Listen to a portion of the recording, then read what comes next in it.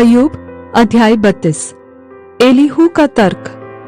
तब उन तीनों पुरुषों ने यह देखकर कि अय्यूब अपनी दृष्टि में निर्दोष है, उसको उत्तर देना छोड़ दिया।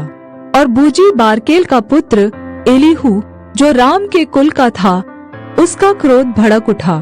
अय्यूब पर उसका क्रोध इसलिए भड़क उठा कि उसने परमेश्वर को नहीं, अपने ही को निर्दोष ठहराया।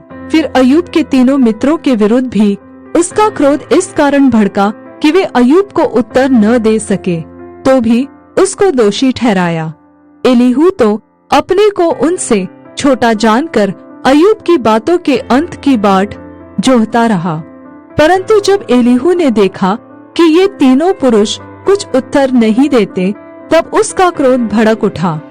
तब बूजी बारकेल का पुत्र एलीहू कहने लगा, मैं तो जवान हूँ और तुम बहुत बूढ़े हो, इस कारण मैं रुका रहा और अपना विचार तुमको बताने से डरता था।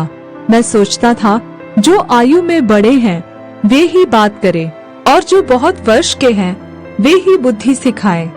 परंतु मनुष्य में आत्मा तो है ही, और सर्वशक्तिमान परमेश्वर अपनी दी हुई सांस से उन्हें समझने की शक्ति देता है।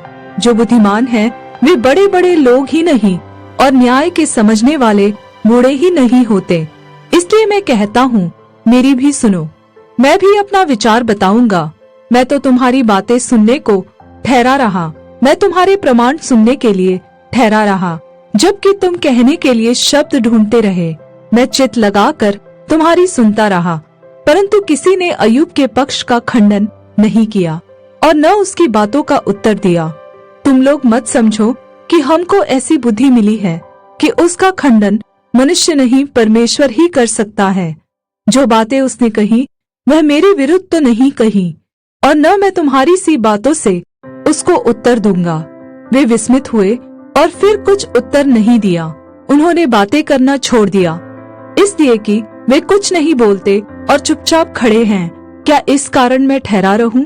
परंतु अब मैं भी कुछ कहूंगा, मैं भी अपना विचार प्रकट करूंगा, क्योंकि मेरे मन में बातें भरी है और मेरी आत्मा मुझे उभार रही है।